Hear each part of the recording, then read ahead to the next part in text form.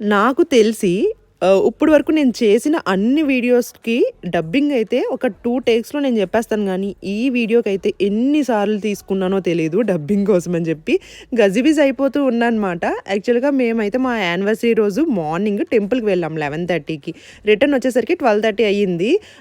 ఎప్పుడైనా టెంపుల్‌కి వెళ్ళినప్పుడు ఫాస్టింగ్‌లోనే వెళ్తాము. ఏమి తినకుండా వెళ్తాము. ఇంకా ఆ టైంలో 12:30 టైంలోని బ్రేక్‌ఫాస్ట్ చేద్దామా? లేకపోతే లంచ్‌కెళ్ళిపోదామా అనుకున్నాము. 12:30కి ఏం లంచ్ చేస్తాం చెప్పండి. అలాగని బ్రేక్‌ఫాస్ట్ అంటే టిఫిన్స్ ఏమి ఉండవు ఆ టైంలోని. కాబట్టి ఇంక డైరెక్ట్‌గా మేము డామినోస్‌కైతే వచ్చేసాము. డామినోస్‌లోనైతే మేము డైరెక్ట్‌గా కాకుండా డామినోస్ యాప్ ఉంటుంది కదా! అందులోనైతే ఆర్డర్ చేశామన్నమాట. అది కూడా డైరెక్ట్ డెలివరీ అయితే హోమ్‌కి కాదు. డామినోస్‌కే చేసుకున్నాము. ఇందులో మాకు 400 రూపీస్‌కి ఇన్ని ఎక్కువ ఐటెమ్స్ వచ్చాయన్నమాట.